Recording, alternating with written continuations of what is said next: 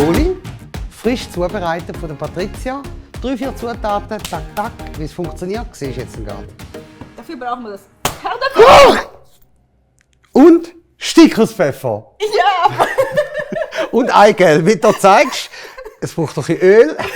Profi sein. Und Knoblauch. Ja, Und noch ein bisschen. Ein bisschen Zitronensaft. Aber Und vor allem eine Herdöpfelgewürz Putzlumpe. und Eigelb. Und eine Putzlumpe. Also wir kommen gerade wieder. Alle Zutaten sollen etwa die gleiche Temperatur haben. Also nicht das Ei aus dem Kühlschrank nehmen und gleich machen. Nein, wirklich ein paar Stunden vorher aus dem Kühlschrank nehmen und erst dann machen. Das ist das Wichtigste vielleicht. Ganz wichtig ist, dass man die richtigen Gewürze natürlich dazu hat, oder? Und wie wir nachher Öl zum Eigelb gibt. Das soll langsam passieren. Das erste ist, Eigelb und Eiweiß voneinander zu trennen. Je nachdem, wie du das daheim machst. Wenn du das Problem hast, Ei in die Hand zu nehmen, so, dann einfach von einer Schale zum nächsten. Ich nehme wirklich das ganze Eiweiß hier weg und deswegen schaffe ich gern so. Das ist ein frischer Ei. So. Knoblauch, je nachdem, wie gern du Knoblauch hast oder wie scharf dein Knoblauch ist.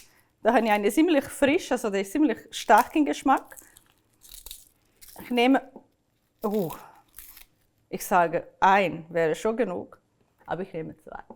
Wir werden ja die super Knoblauchsoße machen. Schneide hier schmal, also wie soll ich das sagen, es sind so schmale Würfel, gibt das. Ich werde das nachher alles purieren. Ich könnte auch durch eine Knoblauchpresse machen. Und dann mache ich wirklich hier zum Eigelb. Und ich mixe zuerst das da, also Knoblauch und das Eigelb. Ich werde langsam das Öl zu der Mischung mischen.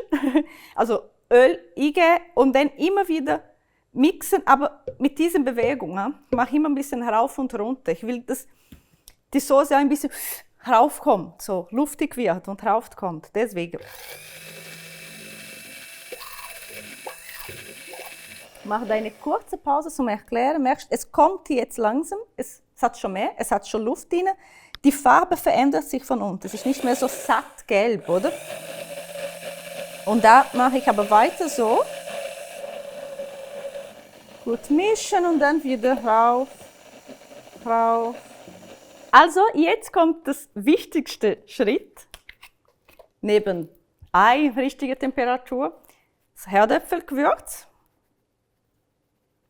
Nicht sparen, ne? Wir haben nachher schön Luft drin, dann brauchen wir da. Und ich mache hier gerade ein Stück aus Pfeffer. Je nachdem, wie gern du hast. Pfefferige oder weniger pfefferig. Und dann geht es dran weiter. Kurz vergessen, ich mache gerade hier auch noch eine Spritze Zitronensaft. Nicht viel. Nicht vergessen, immer wieder ein bisschen vom unten raufholen. Ich würde sagen, wir haben unsere Aioli jetzt in die Schüssel. Es riecht so stark. Ich würde jetzt den Löffel nicht abschlecken. Aber da hätten wir unsere Aioli. Klassisch, mit Ei und schön viel Knoblauch. Das ist der perfekte Knoblauch. So schön. Fantastisch. Selber ist es fein. Juhu! Ego. Der Ego-Knoblauch. Nein! Also mit dem bist du allein zu Abend. Oder nicht?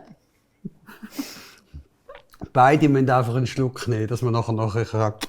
Boah, also jetzt würde ich sagen, das ist gut. Dir zu lieb, hör mal auf.